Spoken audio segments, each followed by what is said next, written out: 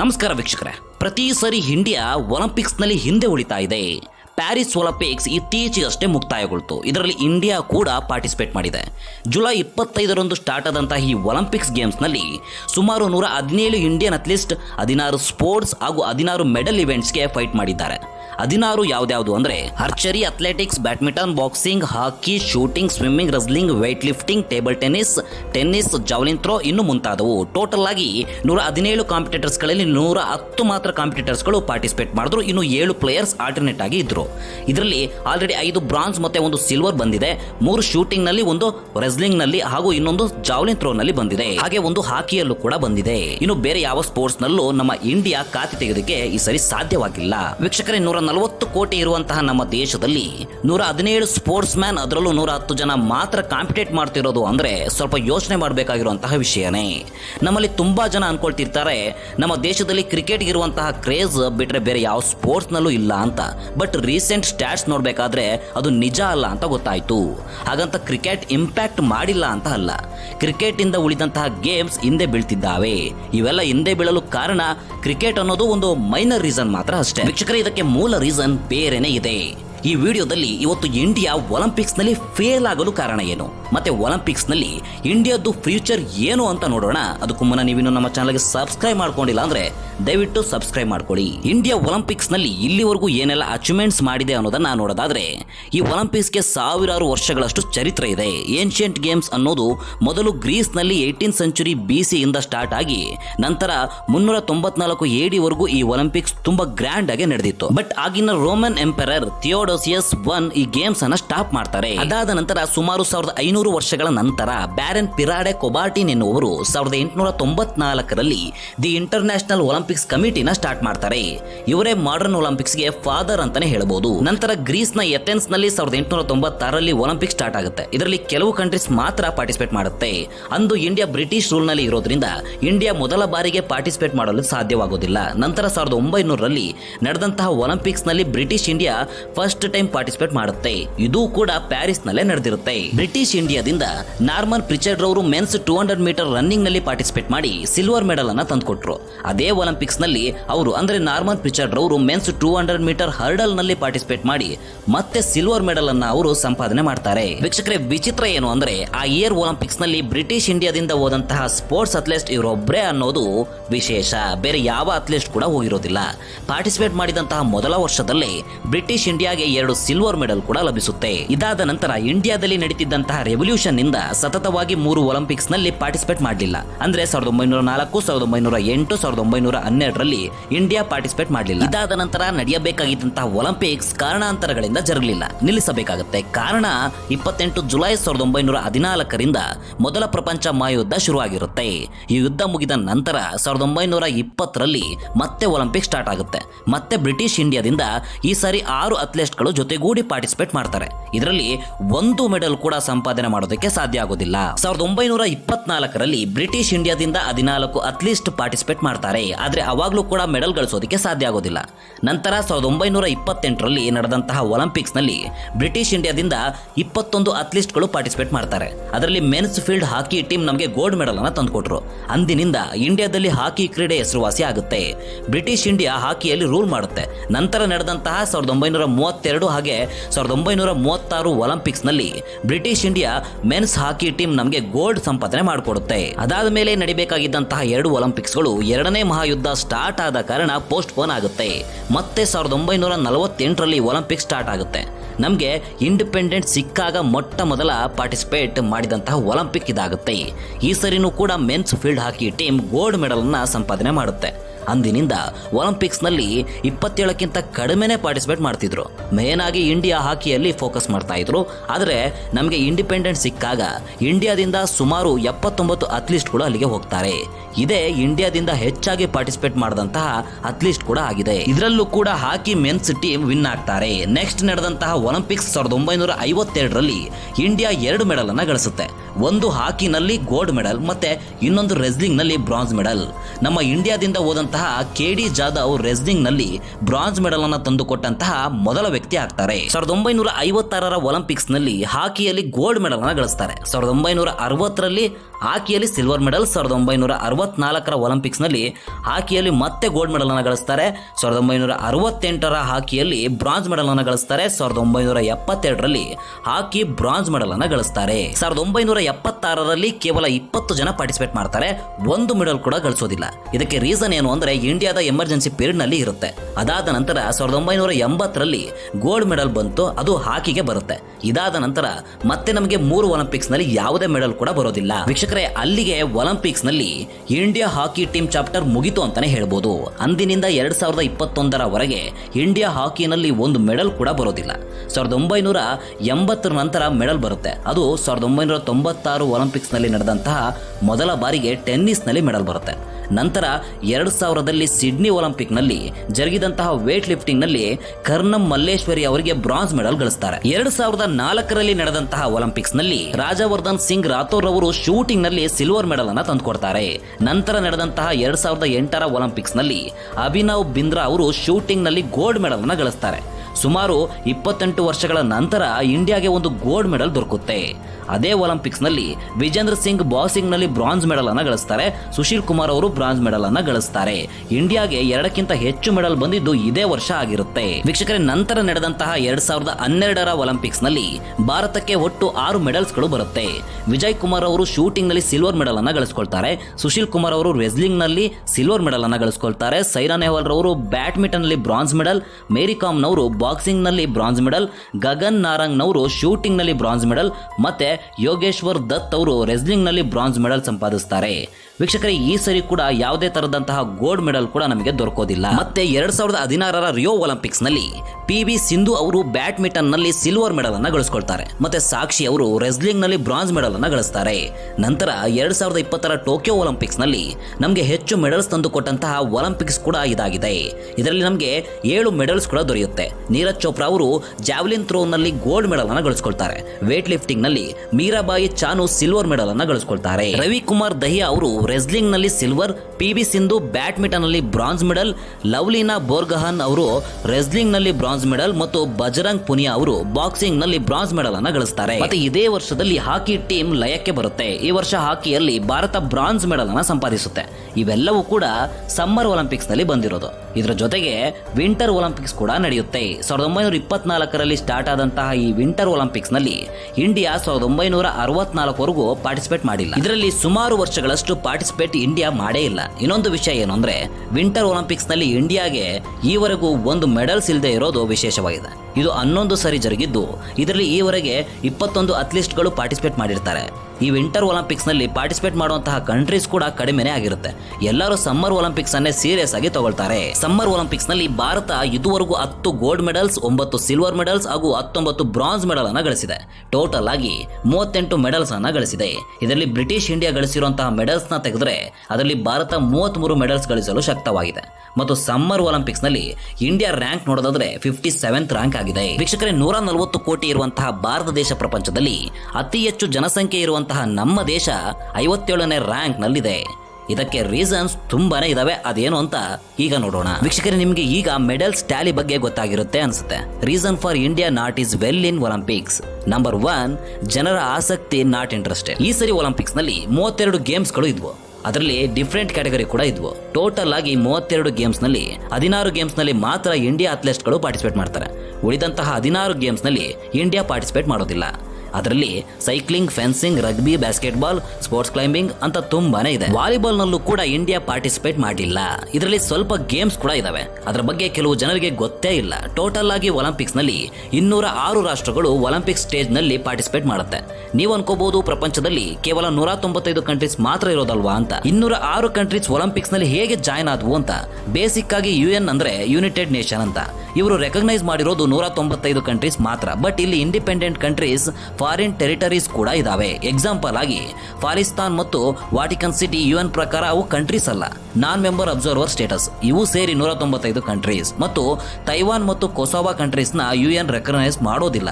ಆದ್ರೆ international Olympics committee ಇವೆರಡನ್ನೂ ಕೂಡ ರೆಕಗ್ನೈಸ್ ಆಗಿ ಮಾಡುತ್ತೆ. ಅಮೆರಿಕನ್ ಸಮೋವಾ, ಗಾವ್ನಾ, ಪುರಿಯೋರ್ತೋರಿಕೋ, US ವರ್ಜಿನ್ ಐಲ್ಯಾಂಡ್ಸ್ ಇವು ಅಮೆರಿಕದ ಬೇರೆ ಪ್ರದೇಶದಲ್ಲಿರುವಂತಹ ಟೆರಿಟರೀಸ್ಗಳು. ಇವು ಇಂಡಿಪೆಂಡೆಂಟ್ ಆಗಿ ಒಲಿಂಪಿಕ್ಸ್ ನಲ್ಲಿ ಪಾರ್ಟಿಸಿಪೇಟ್ ಮಾಡ್ತಿವೆ. British Virgin Island, Bermuda, Cayman Island ಇವು ಬ್ರಿಟಿಷ್ ಅಂಡ್ ಫಾರಿನರ್ಸ್ ಟೆರಿಟರೀಸ್ಗಳು. ಇವು ಕೂಡ ಒಲಿಂಪಿಕ್ಸ್ ನಲ್ಲಿ ಪಾರ್ಟಿಸಿಪೇಟ್ ಮಾಡ್ತಿವೆ. ಈ ತರ ಡಚ್ ನಿಂದ ಅರುಬಾ, ಚೀನಾದಿಂದ ಹಾಂಗ್ಕಾಂಗ್ ಇಂಡಿಪೆಂಡೆಂಟ್ ಆಗಿ ಒಲಿಂಪಿಕ್ಸ್ ನಲ್ಲಿ ಪಾರ್ಟಿಸಿಪೇಟ್ ಮಾಡ್ತಿವೆ. ಸೊ ಟೋಟಲ್ ಆಗಿ 206 ನ್ಯಾಷನಲ್ ಒಲಿಂಪಿಕ್ಸ್ ಕಮಿಟೀಸ್ಗಳು ಇದಾವೆ. ಈ 206 ಕಂಟ್ರೀಸ್ನಿಂದ 10,500 ಅಥ್ಲೀಟ್ಸ್ಗಳು ಒಲಿಂಪಿಕ್ಸ್ ನಲ್ಲಿ ಪಾರ್ಟಿಸಿಪೇಟ್ ಮಾಡ್ತಿದ್ದಾರೆ.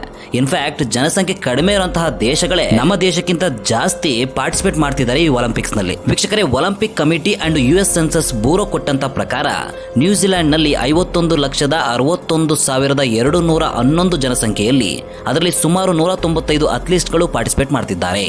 ಐಲ್ಯಾಂಡ್ ನಲ್ಲಿ 52,33,461 ಜನಸಂಖ್ಯೆಯಲ್ಲಿ 133 ಅಥ್ಲೀಟ್ಸ್ಗಳು ಪಾರ್ಟಿಸಿಪೇಟ್ ಮಾಡ್ತಿದ್ದಾರೆ. ಆಸ್ಟ್ರೇಲಿಯಾದಲ್ಲಿ 2,60,00,000 ಜನಸಂಖ್ಯೆ ಇದೆ, ಅದರಲ್ಲಿ 460 ಅಥ್ಲೀಟ್ಸ್ಗಳು ಪಾರ್ಟಿಸಿಪೇಟ್ ಮಾಡ್ತಿದ್ದಾರೆ. ಹಂಗೇರಿಯಲ್ಲಿ ಕೋಟಿ ಜನಸಂಖ್ಯೆ ಕೂಡ ಇಲ್ಲ, ಅದರಲ್ಲಿ ಕೂಡ 169 ಜನ ಪಾರ್ಟಿಸಿಪೇಟ್ ಮಾಡ್ತಿದ್ದಾರೆ. ವೀಕ್ಷಕರೇ, ಹೆಚ್ಚು ಅಥ್ಲೀಟ್ ಪಾರ್ಟಿಸಿಪೇಟ್ ಲಿಸ್ಟ್ ನಲ್ಲಿ ಭಾರತ ದೇಶ 28ನೇ ಸ್ಥಾನದಲ್ಲಿ ಇದೆ. ಟೋಟಲ್ ಆಗಿ ಒಲಿಂಪಿಕ್ಸ್ ನಲ್ಲಿ 32 ಸ್ಪೋರ್ಟ್ಸ್ ಗಳಿವೆ, 329 ಈವೆಂಟ್ಸ್ ಗಳಿವೆ. ಇದರಲ್ಲಿ ಇಂಡಿಯಾ ಕೇವಲ 69 ಈವೆಂಟ್ಸ್ ನಲ್ಲಿ ಮಾತ್ರ ಪಾರ್ಟಿಸಿಪೇಟ್ ಮಾಡ್ತಿದೆ. ಸುಮಾರು 260 ಈವೆಂಟ್ಸ್ ನಲ್ಲಿ ನಮ್ಮ ಭಾರತ ದೇಶ ಪಾರ್ಟಿಸಿಪೇಟ್ ಮಾಡ್ತಾನೆ ಇಲ್ಲ. China, USA, Japan, France, Germany, Australia ಅಂತಹ ದೇಶಗಳು ಎಲ್ಲಾ ಸ್ಪೋರ್ಟ್ಸ್ ಅಂಡ್ ಈವೆಂಟ್ಸ್ ನಲ್ಲಿ ಭಾಗಿಯಾಗಿ ಆಡ್ತಿದ್ದಾರೆ.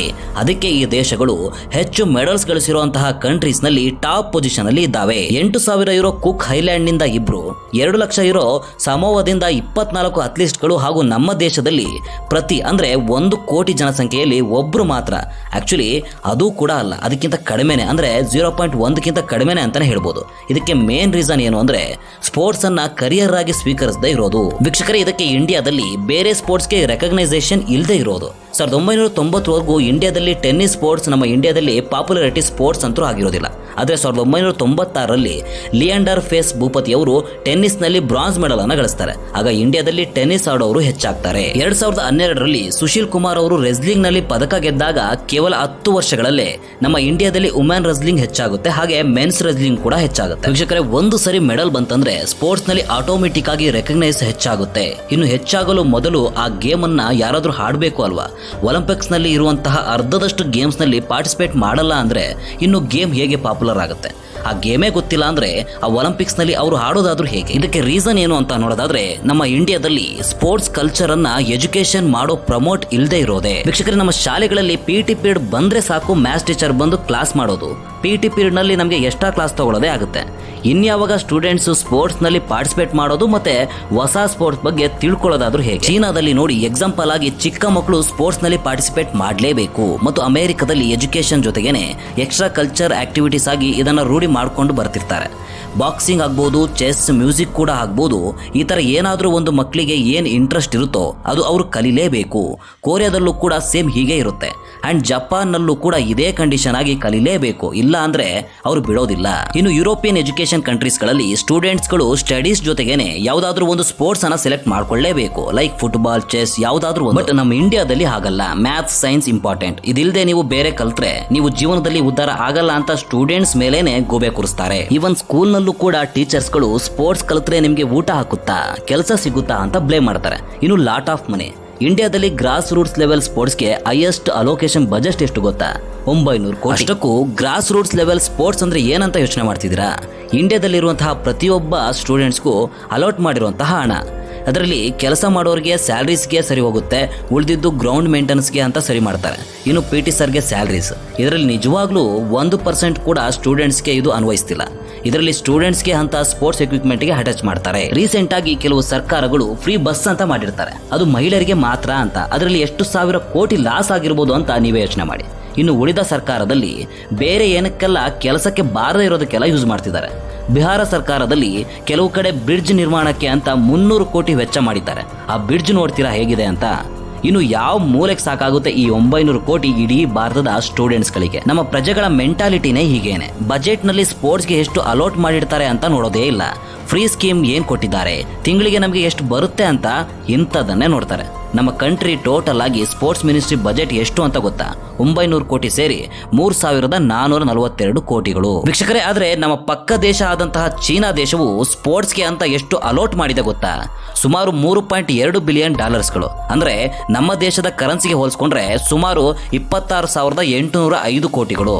ಕಾಮಿಡಿ ವಿಷಯ ಏನು ಅಂದ್ರೆ, ನಮ್ಮ ದೇಶದಲ್ಲಿ ಅಲೋಟ್ ಮಾಡಿದಂತಹ ದುಡ್ಡಿನಲ್ಲಿ ಅಂದ್ರೆ ಸ್ಪೋರ್ಟ್ಸ್ಗೆ ಅಂತ 3,400 ಕೋಟಿಯಲ್ಲಿ ಮುಂದೆ ಬರುವ ಜನರೇಷನ್ಗೆ ಖರ್ಚು ಮಾಡೋದು ಕೂಡ ತುಂಬಾ ಕಡಿಮೆನೆ. ನಮ್ಮ ಕಡೆ ಸ್ಪೋರ್ಟ್ಸ್ಗೆ ಅಂತ ಸಪರೇಟ್ ಮಿನಿಸ್ಟರಿ ಕೂಡ ಇಲ್ಲ.